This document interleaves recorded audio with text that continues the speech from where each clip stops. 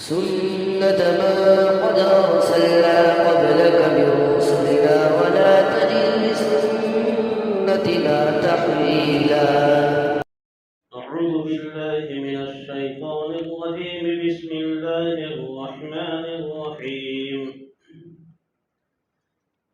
ولقد أرسلنا نوحا إلى قومه إني لكم نذير مبين ألا تعبدوا إلا الله إني أخاف عليكم عذاب يوم أليم. فقال الملأ الذين كفروا من قومه ما نراك إلا بشرا مثلنا وما نراك اتبعك إلا الذين هم أراذلنا بادي الرأي وما نرى لكم علينا من فضل بل نظنكم كاذبين. محترم دوستو بزرگوں، نوح علیہ السلام نے اپنی قوم کے سامنے توحید کی دعوت کی بھرپور محنت فرمائی، طرح طرح سے ان کو سمجھانے کی کوشش کی، لیکن عام طور پر ایسا ہوتا ہے اور ہوتا رہے گا کہ دین حق کی دعوت دینے والے کی بات عام طور پر وہ لوگ سنتے ہیں جو سماج میں نچلے درجے کے لوگ سمجھے جاتے ہیں، جن کو ہم عوام کہتے ہیں۔ باقی عوام کے علاوہ جو بڑے بڑے لوگ ہیں جن کو قوم کے سردار مانے جاتے ہیں، وہ عام طور پر دین حق کی دعوت کو قبول نہیں کرتے۔ نوح علیہ السلام نے جب اپنی سماج پہ محنت کی، بہت زیادہ محنت کے بعد بہت کم لوگ مسلمان ہوئے، لیکن قوم کے جو بڑے بڑے لوگ ہیں ان لوگوں نے آپ کی بات ماننے سے سراسر انکار کر دیا۔ بڑے بڑے لوگوں کا تذکرہ قرآن کرتا ہے، فقال الملأ الذین کفروا، جو کافر تھے، انکار کرنے والے تھے، وہ کافر سرداروں نے کہا۔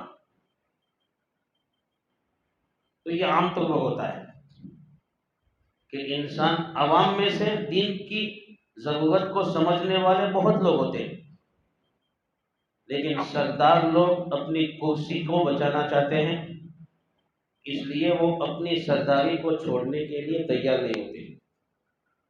اس لیے آپ دیکھیں گے کہ دینی مجالس میں جہاں دین کی مجلسیں ہوتی ہیں وہاں عوام بہت زیادہ شریک ہوتی ہے، لیکن جو قوم کے بڑے اور لیڈر لوگ ہوتے ہیں وہ اپنے آپ کو اس کا محتاج نہیں سمجھتے کہ ہم بھی اس کے محتاج ہیں۔ تو یہ پہلے سے چلا رہا ہے، پہلے سے ایسا ہوتا ہے۔ تو قوم کے سرداروں نے نوح علیہ السلام سے چند باتیں کہی، وہ قرآن یہ نقل کرتا ہے، ما نراک الا بشرا مثلنا۔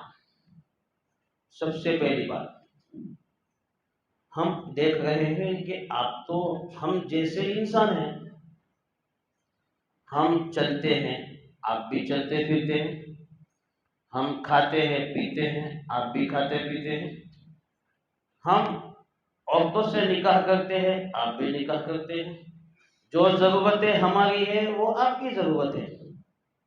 جب آپ ہم میں سے ایک انسان ہی ہے تو پھر آپ کو اللہ کی قربت کس نے دی؟ ہم سے اونچا کس نے بنایا؟ ہر زمانے میں کافروں کا یہ رویہ ہوتا ہے کہ ان کو بڑا ماننے کے لیے وہ اپنے نزدیک یہ ضروری سمجھتے ہیں کہ ایسا کوئی ہو جو نہ کھاتا ہو، نہ پیتا ہو، نہ سوتا ہو، نہ شادی کرتا ہو، ہوا میں اڑتا ہو، پانی پہ چلتا ہو، آگ پہ اپنا پاؤں رکھ دیتا ہو، ایسا کوئی ہو تو اس کو مانیں گے، باقی نہیں مانیں گے، اس کی بات مانیں گے۔ لیکن اللہ کی مصلحت یہ ہے کہ اللہ نبی اپنے انسانوں میں سے ہی چنتا ہے، اپنے نبی کو چنتا ہے تو انسانوں میں سے، اس کی حکمت ہے، انسانوں میں سے چننے کی حکمت ہے کہ انسانوں میں سے اللہ چن کر یہ بتانا چاہتا ہے کہ اس نبی کے ساتھ ساری ضرورتیں لگی ہوئی ہے، پھر بھی وہ میری بات مان کر میری اطاعت کر کے زندگی کس طرح گزارتا ہے تم بھی کر سکتے ہو۔ اگر نبی فرشتوں کو بناتے تب بھی انسانوں کو اعتراض ہوتا، ایسا نہیں کہ نہیں ہوتا، سوال کرنے والے سوال کرتے ہی۔ اگر فرشتے کو نبی بناتے کہتے ان کو کچھ کام ہی نہیں، نہ کھانے کا کام، نہ پینے کا کام، نہ بیوی کا کام، نہ بچوں کا کام، تو یہ تو نماز پڑھتے رہیں گے نا، اپنے کو تو سب کام ہے، اپنے کو تو سب کام ہے۔ فرشتہ نبی بنا کر بھیجتے تب بھی یہ سوال ہوتا، دوسرا سوال ہوتا، لیکن ہوتا صحیح۔ اللہ رب العزت کی مصلحت یہی رہی ہے، وہ نبی بنا کر بھیجتے ہیں تو انسان کو بھیجتے ہیں، اس لیے انسان ہی نبی ہر زمانے میں ہوتا ہے، انسان کے علاوہ کوئی اور نہیں۔ انسان ہی، جس طرح ایک عام آدمی اپنی ماں کے پیٹ سے دنیا میں آتا ہے، اسی طرح نبی بھی اپنے ماں کے پیٹ سے دنیا میں آتا ہے، وہی طریقہ ہے، وہی سنت ہے اللہ کی، وہی عادت شریفہ ہے اللہ کی۔ ان لوگوں نے اعتراض سب سے پہلا یہ کیا، ہم آپ کو کیسے اپنا بڑا مانیں، آپ کی بات کیسے مانیں، آپ تو ہم جیسے انسان ہیں۔ دوسری جگہ قرآن میں نقل کرتا ہے اللہ، وہ ایسا کہہ دیتے ہیں اب تو بازاروں میں جاتے ہیں، سبزی لیتے ہیں، اپنی ضروریات خریدتے ہیں، ہم بھی خریدتے ہیں، جیسے ہم ہیں ویسے آپ ہیں، تو آپ ہم سے بڑے کہاں ہوئے؟ یہ پہلا سوال نوح علیہ السلام کی سماج کے بڑے لوگوں نے نوح علیہ السلام کے سامنے کیا۔ دوسرا سوال، وَمَا نَرَاكَ اتَّبَعَكَ إِلَّا الَّذِينَ هُمْ أَرَاذِلُنَا بَادِيَ الرَّأْيِ، آپ یہ سمجھتے ہیں کہ دیکھو اتنے لوگوں نے میری بات مان لی، تو آپ کی بات ماننے والے جو لوگ ہیں وہ ہم میں حقیر لوگ ہیں، کمینے، مطلب نیچے درجے کے لوگ ہیں، ذلیل لوگ ہیں، ان لوگوں نے اوپر سے آپ کی بات مان لی ہے، اندر سے بھی ان لوگوں نے بھی نہیں مانی۔ ایسا وہ کہتے تھے سماج کے بڑے لوگ حضرت نوح علیہ السلام سے، یعنی ہم تو ان کے ساتھ بیٹھنا بھی پسند نہیں کرتے ہیں، ایسے لوگوں نے آپ کی بات مانی۔ اگر قوم کے سرداروں نے آپ کی بات مانی ہوتی تو ہم سمجھتے کہ سرداروں کو کچھ سمجھ میں آیا ہے،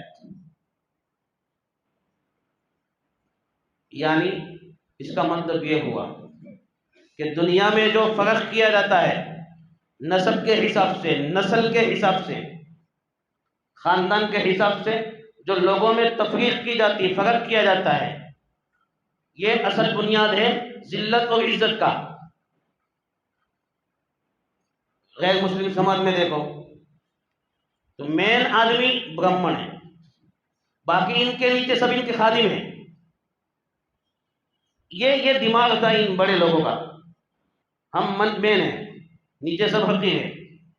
اسلام نے ایسا رویہ اختیار نہیں کیا، اسلام کا مزاج ایسا نہیں، اسلام کا مزاج کسی بھی خاندان کا ہو، کسی بھی جماعت کا ہو، وہ تقوی والا ہے، اللہ سے ڈرنے والا ہے، وہ سب سے اونچا ہے۔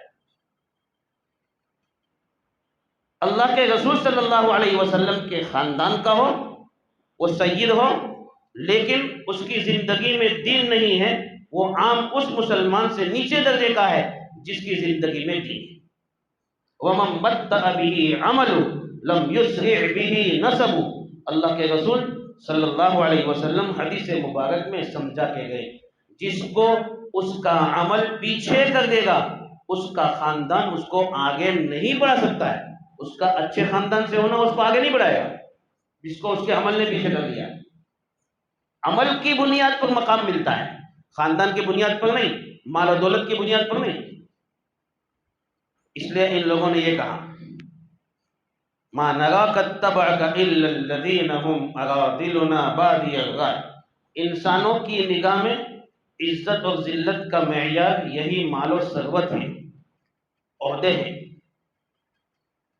مال ہے، عہدہ ہے، دولت ہے، لیکن اسلام کی نگاہ میں نہیں.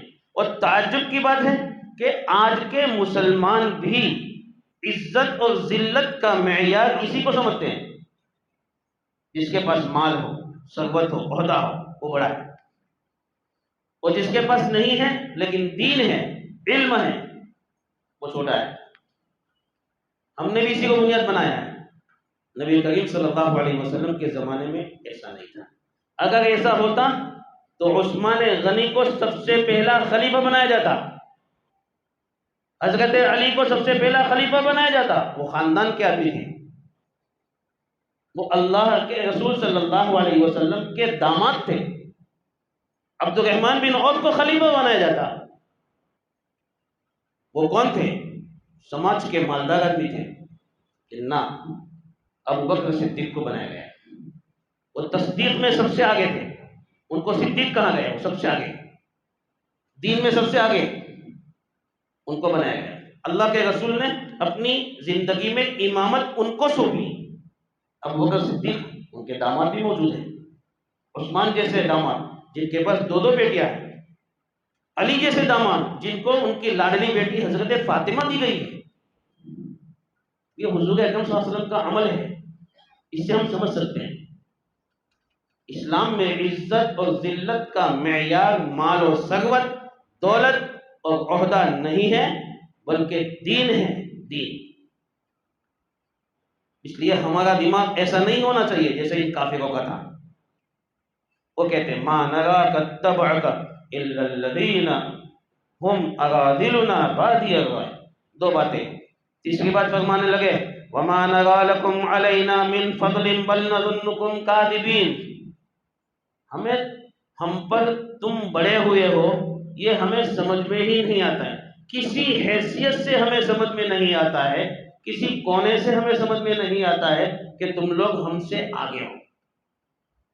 مال کے اعتبار سے بھی نہیں، دولت کے اعتبار سے بھی نہیں، زمین جائیداد کے اعتبار سے بھی نہیں، خاندان کے اعتبار سے بھی نہیں، عہدے کے اعتبار سے بھی نہیں. ہمیں سمجھ میں ہی نہیں آتا ہے. ہم تو یہ سمجھتے ہیں کہ تم لوگ جو دعویٰ کرتے ہو وہ جھوٹا ہے. یہ سماج کے بڑے لوگوں کا دماغ تھا جن کو بات ماننا نہیں تھا. حالانکہ ابھی تو بہت کم وقت گزرا ہے، لیکن ان کے دماغ اتنے گھوم گئے تھے، مشرک بن گئے تھے، توحید پر آنا نہیں چاہتے تھے. بلکہ علماء نے تو یہاں تک لکھا ہے کہ یہ قوم ایسی بن گئی تھی کہ یہ لوگ جب دنیا سے جاتے تھے تو اپنے بچوں کو باقاعدہ وصیت کر کے جاتے تھے. دیکھو نوح کی بات کسی حال میں مت ماننا، بلکہ اپنی زندگی میں بچہ جب بڑا ہوتا تھا، بڑا ہونے کے ساتھ ساتھ اس کے دماغ میں یہ بٹھایا جاتا تھا اس کے والدین کی طرف سے یہ نوح آدمی ہے، اس نے بہت بڑے بڑے دعوے کیے ہیں، ان کی بات ہرگز مت ماننا. یہاں تک انہوں نے محنت کی تھی نوح علیہ السلام کے خلاف. لیکن نوح علیہ السلام تو نرمی سے سمجھانے کے علاوہ کچھ نہیں کہہ رہے تھے. اس لیے نوح علیہ السلام نے چند باتیں اپنی قوم کو اور سمجھائی. قال یا قوم ارأيتم ان كنت على بينة من ربي وآتاني رحمة من عنده فعميت عليكم أنلزمكموها وأنتم لها كارهون. جب ان لوگوں نے یہ کہا کہ آپ کو کوئی ہم پر برتری حاصل ہے، ایسا ہمیں سمجھ میں نہیں آتا ہے، تو نوح علیہ السلام نے کہا میری قوم میں تم کو کیا بتلاؤں، اللہ نے مجھے واضح نشانی دی ہے، مجھے رحمت دی ہے، نبوت دی ہے، تمہاری آنکھیں اوجھل ہو گئی ہے، اس سے اندھی ہو گئی ہے، تمہارے دماغ میں یہ بات بیٹھ نہیں رہی ہے، تو میرے اندر یہ طاقت نہیں ہے کہ زبردستی تمہارے دل و دماغ میں اس بات کو میں ٹھوس دوں اور تمہارے گلے میں اتار دوں کہ بھائی میں نبی ہوں. میرے اندر یہ طاقت نہیں. انلزمکموہا وانتم لہا کارہون.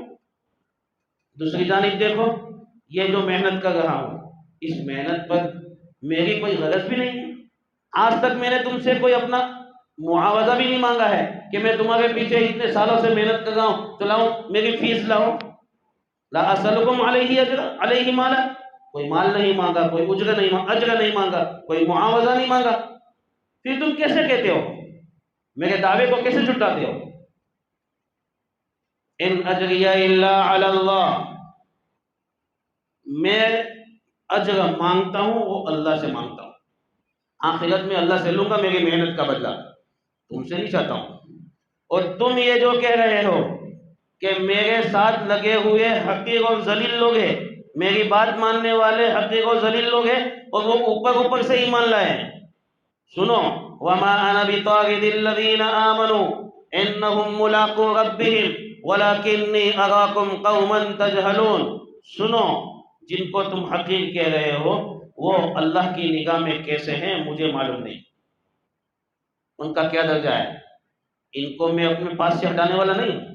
ہر جماعت نے، ہر قوم میں نبی کے سامنے اس بات کا مطالبہ کیا ہے کہ تمہارے ساتھ میں جو لگے ہوئے انسان ہیں ان کو ہٹا دو، ہمیں ان کے ساتھ بیٹھنے سے شرم آتی ہے۔ ہمارے نبی محمد صلی اللہ علیہ وسلم کے پاس بھی مکہ کے کافر لوگ آئے تھے، وہ آپ سے بھی یہ سوال کیا تھا کہ آپ کے ساتھ جو گھومنے پھرنے والے لوگ ہیں وہ قوم کے، سماج کے حقیق لوگ ہیں، نعوذ باللہ، ان کو ہٹا دو، ایسا سوال کیا تھا، لیکن اللہ کی جانب سے حکم آیا نہیں، کیونکہ اللہ کا قاعدہ ہے کہ نبی کی بات سب سے پہلے ماننے والے سماج کے عام لوگ ہوتے ہیں۔ اسی لیے ہرقل نے جب ابو سفیان سے ان کے کفر کی حالت میں روم میں سوال کیا تھا کہ بتاؤ جس محمد نے تمہارے یہاں نبی ہونے کا دعویٰ کیا ہے اس نبی کو ماننے والے زیادہ تر لوگ کون ہیں، تو ابو سفیان نے جواب دیا تھا ہماری سماج کے عوام میں سے۔ اس وقت ہرقل جیسے بادشاہ نے جواب دیا تھا ہاکذا اتباع الرسل، رسولوں کی بات ماننے والے ایسے عوامی لوگ ہی ہوتے ہیں، تو یہ اللہ کا قاعدہ ہے۔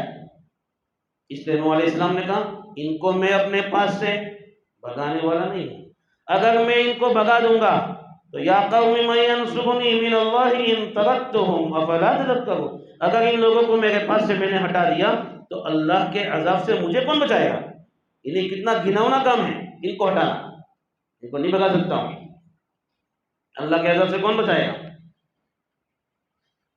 آگے نوح علیہ السلام نے، چونکہ ان لوگوں نے یہ بات کہی تھی کہ آپ تو ہمارے جیسے انسان ہیں، آپ کے پاس ہے کیا، اور عام طور پر لوگوں کا ذہن کیسا ہوتا ہے دنیا میں، جن کے دلوں میں دنیا کی محبت ہوتی ہے ان کا ذہن ایسا ہوتا ہے، کوئی ایسے بابو کو پکڑ لو کہ اس کی پھونک سے ہماری دنیا بن جائے، اس کے تعویذ سے ہماری دنیا بن جائے، پیر صاحب کو پکڑ لو، دامن پکڑ لو تو ہمارے مال میں ریل پیل آ جائے، دھندے بڑھنے لگے، پیسے آسمان سے ٹپکنے لگے، جیسا عام طور پر لوگوں کا ایسا سوچنا ہوتا ہے۔ لیکن جن لوگوں نے ایسا سوچا ان کو جا کے پوچھو کہ وہ لون لیتے لیتے کنگال ہو گئے، جن لوگوں نے پیروں کا دامن پکڑا ہے، یعنی یہ سوچ کر کہ ان کے دامن پکڑ لیں گے، ہماری طرف سے نمازیں پڑھ لیں گے، ہماری طرف سے روزے بھی رکھ لیں گے، ہم کو تو بس مستی کرنا ہے دنیا میں، ایسا سمجھتے ہیں۔ تو ہر قوم میں ایسے لوگ ہوتے ہیں، اس لیے وہ ایسے لوگوں کی مانتے ہیں جن کے پاس مال و دولت کی ریل پیل ہوتی ہے۔ اس لیے نوح علیہ السلام نے اپنی قوم کو سمجھا دیا، سنو، تمہارے دماغ میں اگر یہ ہے کہ تم ہمارے جیسے انسان ہو، تمہارے پاس مال و دولت نہیں ہے، تو فرمایا وَلَا أَقُولُ لَكُمْ عِنْدِي خَزَائِنُ اللَّهِ وَلَا أَعْلَمُ الْغَيْبَ وَلَا أَقُولُ إِنِّي مَلَكٌ وَلَا أَقُولُ لِلَّذِينَ تَزْدَرِي أَعْيُنُكُمْ لَن يُؤْتِيَهُمُ اللَّهُ خَيْرًا اللَّهُ أَعْلَمُ بِمَا فِي أَنفُسِهِمْ، میرے پاس اللہ کے خزانے نہیں ہے کہ جس خزانے سے لے کر میں تم کو مال دوں، نہیں ہے میرے پاس۔ اس لیے تم اگر یہ سمجھتے ہو کہ ہمیں تو ایسا آدمی چاہیے کہ جس کا دامن پکڑ کر ہم مال و دولت کی گھیل پیل میں آ جائیں، ایسا نہیں ہو سکتا ہے۔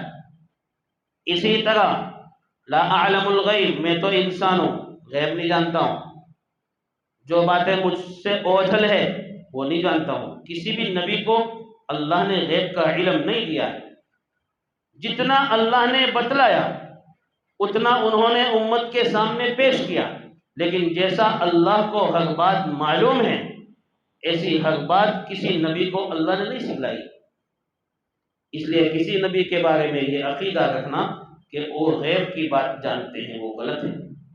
یہ تو صرف اللہ کی صفت ہے، جیسا کہ کل بتایا تھا کہ وہ صفات جو اللہ کے ساتھ ہے وہ عالم الغیب ہے، اس میں کسی کو پارٹنر بنانا یہ توحید کے خلاف ہے۔ تو غیب کی بات جاننے والا صرف اللہ ہے۔ جب قرآن یہ کہتا ہے ہمارے نبی سے قل انی لا اعلم الغیب، اے نبی آپ امت کے سامنے بیان فرما دیجئے کہ میں غیب کی باتیں نہیں جانتا ہوں، تو ہم کیسے کہہ سکتے ہیں کہ ہمارے نبی غیب کی باتیں جانتے تھے؟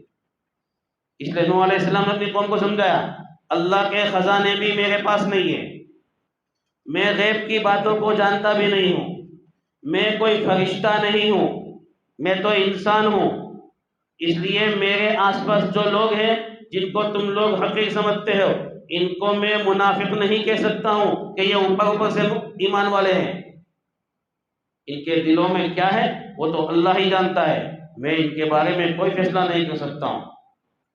اس طرح کی باتیں آپس میں بہت چلی۔ نوح علیہ السلام نے اپنے نبی ہونے کی بات سمجھائی، توحید کی بات سمجھائی، رسالت کی بات سمجھائی، قوم نے اس کے جواب میں بہت سارے سوالات کیے، آپس میں بحث و مباحثہ بہت ہو گیا، کافی عرصے سے چلا بھی۔ کبھی ایسا بھی ہوا کہ سماج نے دھمکیاں بھی دی، ہم تمہیں پتھر مار کر مار ڈالیں گے، ہم تمہیں یہاں سے نکالیں گے، یہ دھمکیاں بھی قرآن نے نقل کی ہے۔ بہت کچھ اس طرح کا بحث و مباحثہ آپس میں چلا۔ آخر میں قوم نے وہ بات کہہ دی جو ہر معاند قوم جو عناد پر اترتی ہے، تکبر پر اترتی ہے، سرکشی پر اترتی ہے، وہ قوم کہہ دیتی ہے۔ ایسی بات اس قوم نے بھی نوح علیہ السلام سے فرما دی، کہہ دیا قالوا یا نوح قد جادلتنا فاکثرت جدالنا فأتنا بما تعیدنا ان کنت من الصادقین۔